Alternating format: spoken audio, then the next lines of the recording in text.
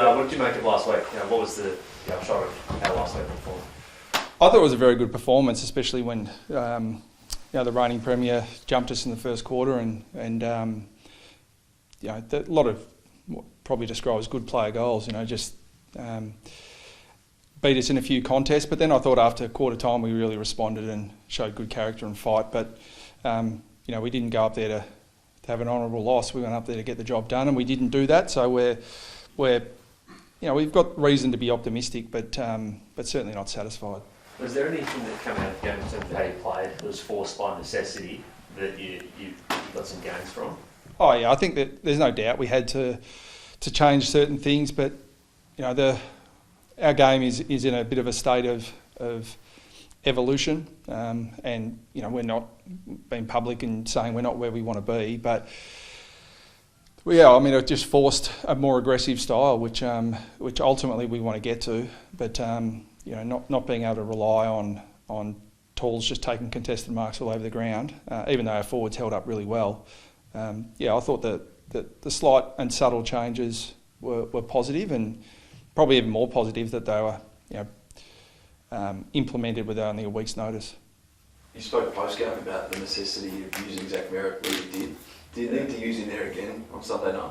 Oh, look, maybe. I mean, we're just, it's a bit of a reality. I mean, where Zach Johnson came in for his first game and played in defence. Our VFL team had a really good performance, but we really didn't have any AFL listed players playing in defence. We swung on Cale Ryan back, who'd been playing forward, so we're sort of giving players opportunities in that spot. So Merritt, we'd like to use him in about 4 different places. So he's a really flexible player, and we'll just assess where we play him based on the opposition and what suits us best. Has Caddy stopped talking about his overhead goal just yet? No, fortunately, not in front of me anyway. He doesn't talk about it. Probably does in front of his teammates, but Nate knows that I'm pretty quick to bring him back down to earth if he's levitating. Parish play this week? Yeah. Provided the only caveat I'd put on that is he's got to get through our main session, which is just about to start. So, but we've planned for this for quite some time, and he's had an uninterrupted last month in terms of his build into playing 2 games in the VFL. Played really well. Barring incident today, he'll be available. How does that not affect, but add to your midfield mix? Josh mentioned Zach being moved around the ground already. There's a couple of other midfielders that have made their spots their own in that role as well. Yeah, it gives us. It's probably the one part of the ground where we do have great flexibility at the moment, and it's a good thing. I mean, you want to have multiple options running through the midfield, but we'd probably like one of those midfielders to be 6'5", but. We'll have to work through that, and that just gives us the flex with Zach being probably the most flexible of those mids.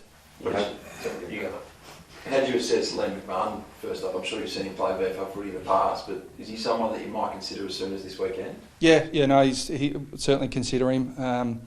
We think he's been probably the dominant key forward in the VFL for certainly this year, and you track his history. He's one of those sort of COVID draftees.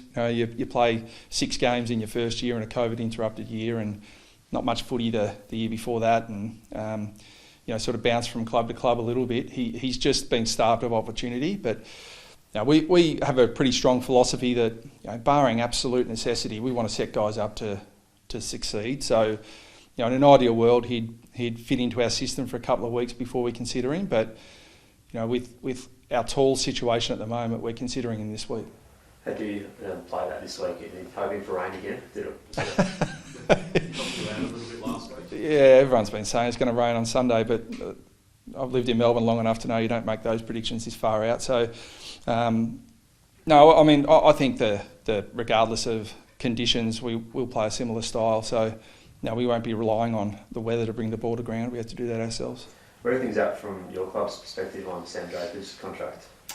It's no change from my perspective. I've been really clear with my view on it. Drapes has got to assess all his options, and he's a highly valued member of our team. But we don't we set the vision and try and show the players the direction the club's going in, and I think it's incumbent on players who are free agents to assess their options. And if Drace makes the choice to stay with us, we know he's made it with all the information available, and he's fully committed to our direction. So we'll give him as much time as he needs to make that call. How much complication has been added by the injury to him, but also Nick Bryan, and where are they at in terms of getting back into the club? Yeah, I don't. It's complicated in probably all senses. That probably at the start of the year, all of our rucks are jostling for position a little bit. I include Peter Wright in that too. Can we play 3 or 4 200 centimetre plus players in the same team? We're not wrestling with that problem at the moment, obviously, but it's hard for them, I think, to sort of, even though we were playing 2 rucks at the start of the year, now with both of them being out, they're not going to get a lot of clarity as to what our best structure looks like, and neither are we. It probably complicates everyone's decision-making process there. Just while we're discussing rucks, you've got so much at the time, probably more than you expected at this point. Does he need a spell at some point where you look at Byzantini, given what he did last Friday, given what he did last Wednesday night with Blackiston? Yeah, that's if we need to. I've known Goldie long enough to know what he's capable of, and we just monitor him really closely. And we won't. I don't think we'll go down the path of pre-planning anything. We'll have obviously some ideas in mind, but I mean, most of our time will be directed towards assessing how he's recovering from games, how he's performing.